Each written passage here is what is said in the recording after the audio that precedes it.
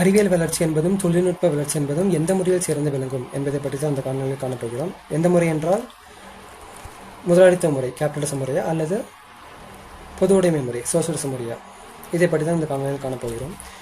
நாம் அனைவருக்கும் ஒரு பொதுவான சிந்தனை இருக்கும். என்னவென்றால், இன்று நாம் அன்றாடம் பயன்படுத்துகின்ற பல பொருட்கள் அவற்றையெல்லாம் நாம் பார்க்கும் பொழுது அந்த பொருட்கள் எல்லாம் தொழில்நுட்ப வளர்ச்சி அடைந்து கொண்டுதான் வருகின்றன. அதற்கு காரணமாக இருப்பது பெரும்பான்மையாக முதலாளித்த முறையாக இருந்திருக்கலாம். எனவே இந்த முதலாளித்த முறை தான் தொழில்நுட்ப வளர்ச்சியை ஆதரிக்கிறது என்ற ஒரு கருத்து நமக்கு ஆழ்மனதில் இருக்கலாம். அது மட்டுமல்லாமல் பொது உடைமை முறை என்பது புதுமைகள் எல்லாம் ஒரு முடக்கும் முறை, அந்த பொது உடைமை முறையில் புதுமையெல்லாம் பிறக்காது என்ற ஒரு சிந்தனையும் நமக்கு இருந்திருக்கலாம். எனவே இந்த சிந்தனையை முறியடிப்பதற்குத்தான் இந்த காணொலியில் நான் இப்பொழுது பதிவு செய்து கொண்டிருக்கிறேன். எனவே இந்த காணொலியை காண வந்திருக்கும் உங்கள் ஒவ்வொருவருக்கும் இனிய நான் என்னுடைய வாழ்த்துக்களை தெரிவித்துக் கொள்கிறேன்.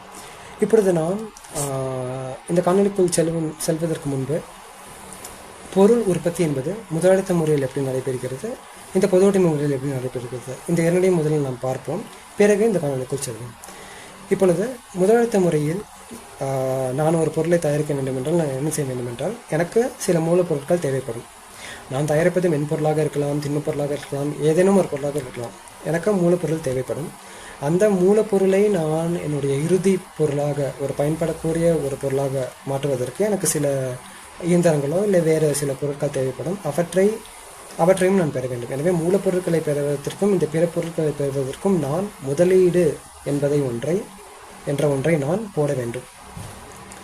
எனவே இந்த முதலீட்டை போட்டு இந்த பொருட்களை பெற்று நான் என்னுடைய அந்த இறுதி பொருளை நான் உருவாக்குவேன். பிறகு அதை விற்பனை செய்வேன். விற்பனை செய்யும் பொழுது அதன் மூலமாக எனக்கு சில உபரி வருவாய் கிடைக்கும், லாபம் கிடைக்கும்.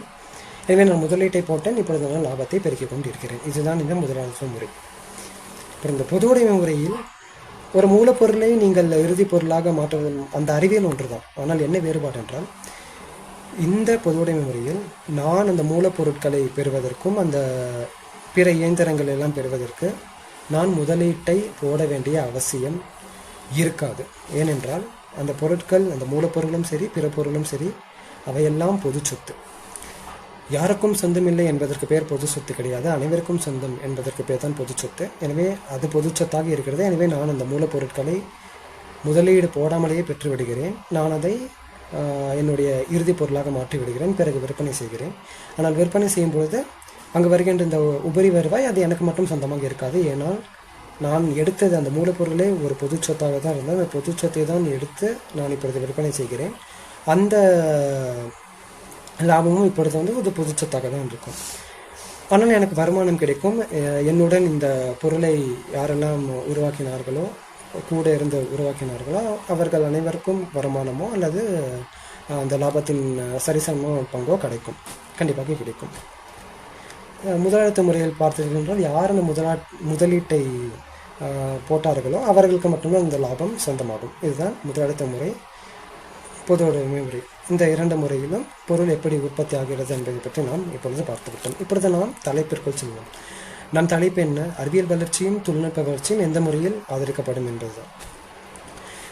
இப்பொழுது எப்படி இந்த வளர்ச்சி இருக்கிறது என்று கூறுவோம்.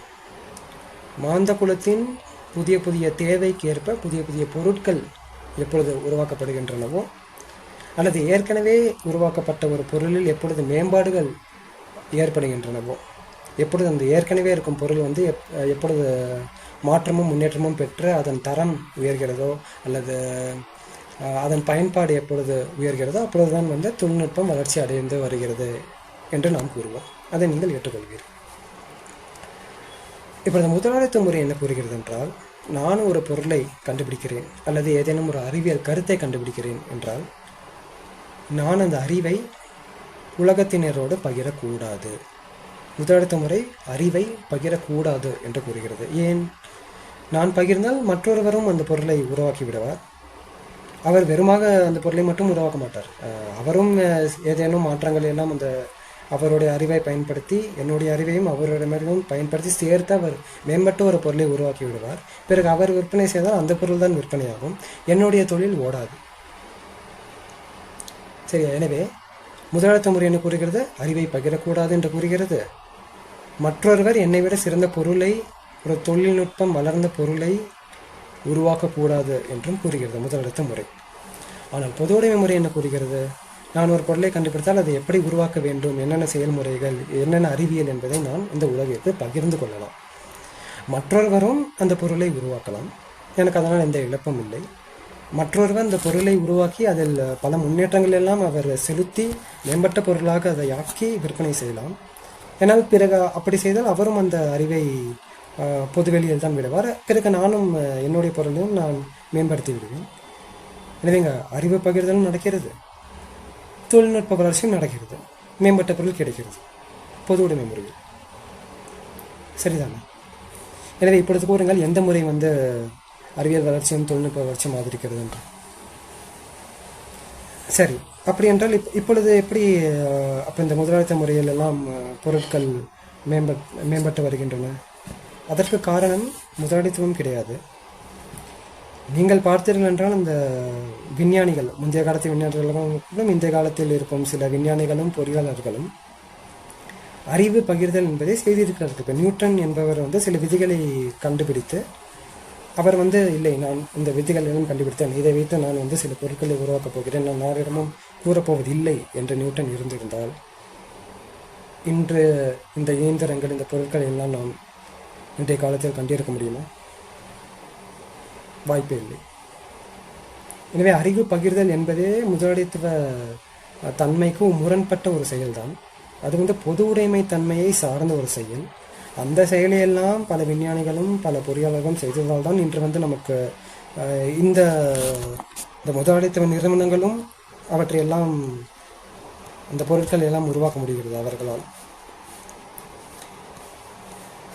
இன்னொன்று, இன்றெல்லாம் நாம் கூறுவோம், நான் பொறியியல் படித்தேன், எனவே பொறியியல் மாணவர்கள் இது பெரும்பாலும் கூறுவார்கள் என்னவென்றால், கல்லூரியில் படிப்பது ஒன்றாக இருக்கிறது, ஆனால் வேலை நிறுவனம் என்று சென்றுவிட்டால் அங்கே இருக்கும் தொழில்நுட்பம், அங்கே இருக்கும் அந்த செயல்பாடு பயன்பாடு எல்லாமே வேறு ஒரு முறையாக இருக்கிறது. அப்போ இந்த இடைவெளியை எப்படி நாம் குறைப்பது?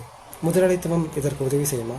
ஆனால் முதலாளித்துவ முறையில் ஒரு நிறுவனம் அதன் செயல்பாடுகளையும் அதன் அறிவியல்களையும் அதன் அந்த நிறுவனத்தில் இருக்கும் அந்த தகவல்களை எதையும் வெளியே சொல்லக்கூடாது என்பதுதான் நிறுவனங்கள் கூறுகின்றன. அதை தான் வெவ்வேறு பெயர்களில் கான்ஃபிடென்ஷியல் இன்ஃபர்மேஷன், இன்டெலெக்சுவல் ப்ராப்பர்ட்டி இப்படியெல்லாம் கூறி அந்த தகவல்களை பாதுகாத்துக் கொள்ளும். பிறகு இப்படி இருக்கும் பொழுது அந்த தகவல்களை எப்படி நம்ம கல்லூரி மாணவர்களுக்கும் பள்ளி மாணவர்களுக்கும் கொண்டு சேர்ப்பது? வழியே இல்லை முதலாளித்துவ முறையில். ஆனால் பொது உடைமை முறையில் அது கண்டிப்பாக தாராளமாக நடக்கும். எனவே அதுதான் உண்மையிலேயே வளர்ச்சியை உண்டாக்கும். இப்போ நினைத்து பாருங்கள், இன்று நான் இருக்கும் அறையிலேயே நூற்றுக்கணக்கான பொருட்கள் இருக்கின்றன. இப்படி ஒவ்வொரு பொருளும் எப்படி தயாரிக்கப்பட வேண்டும் என்ற செய்தி, என்ற தகவல்கள், என்ற அறிவியல் பொதுவெளியில் இருந்தால் அவற்றையெல்லாம் கல்லூரி படிக்கும் மாணவர்கள் கற்றுக்கொள்ள முடியும் என்றால், அந்த தகவல்களெல்லாம் அவர்களெல்லாம் பெற முடியும் என்றால், இன்று எந்த அளவிற்கு தொழில்நுட்பம் வளரும் என்று நீங்கள் நினைத்து பார்க்க வேண்டும். எனவே மீண்டும் கூறுகிறேன், அறிவியல் வளர்ச்சிக்கும் தொழில்நுட்ப வளர்ச்சிக்கும் ஆதரவாக இருக்கும் முறை முதலாளித்துவ முறை கிடையாது, பொது உடைமை முறை தான் என்று. கேபிட்டலிச முறை கிடையாது, சோசியலிச முறை தான் என்று. இன்னொன்று மக்கள் கூறுவதொன்று, மக்கள் நினைப்பது ஒன்று என்னவென்றால், இந்த முதலாளிகள் தானே மக்கள் எல்லாம் திரட்டி இந்த தலைமை பண்பை ஏற்று இப்படி ஒரு கூட்டத்தை உருவாக்கி இந்த பொருள்கள் எல்லாம் செய்வதற்கான வழிகளை உண்டாக்கியிருக்கிறார் என்று. பொது உடைமுறையிலும் அது நடக்கும். அந்த முதலாளி செய்ய மாட்டார். பொது உடைமை முறை நடைமுறை இருந்ததென்றால் இந்த முதலாளித்துவ நடைமுறையில் இருந்த அந்த முதலாளியை செய்திருக்க மாட்டார். இங்கே வேறு ஒரு புதிய முதலாளி உருவாகி இருப்பார். அவ்வளவுதான் வேறுபாடு. முதலாளி என்றால் என்ன? அந்த தலைமை பொது உடைமை முறையின் முதலாளி என்று நான் கூறுவது முதலாளி இல்லை, அந்த தலைமை பண்பில் வேறொருவர் இருப்பார். வேறொருவர் மக்களை கூட்டி இந்த செயலை செய்வார். அதாவது பிரியாணி கடையில் பிரியாணி சமைப்பதை நிறுத்திவிட்டால் மக்களே வரமாட்டார் என்று இல்லை. நீ இட்லி சுட சாப்பிட்டோம்னா பிரியாணி சாப்பிடுவர்கள் சாப்பிட மாட்டார்கள், இட்லி சாப்பிட்றதுக்கு ஒரு தனி கூட்டம் வரும். அதுபோல் பொது உடைமை முறையிலும் நீங்கள் பார்த்தீர்கள் என்றால் அங்கும் புதிய தலைவர்கள் இருப்பார்கள். இன்று இப்பொழுதும் அப்படியான தலைவர்கள் இந்த குமுகத்தில் இருந்து கொண்டு தான் இருக்கிறார்கள். அவர்களிடம் முதலீடு இல்லை, அவர்களிடம் திறன் இருக்கிறது, ஆனால் முதலீடு இல்லை. எனவே அவர்களால் ஒரு தலைமை பண்பை ஏற்று இன்று இந்த வளர்ச்சியை, இந்த தொழில்நுட்ப வளர்ச்சி, அறிவியல் வளர்ச்சியை அவர்களால் கொண்டு வர முடியவில்லை.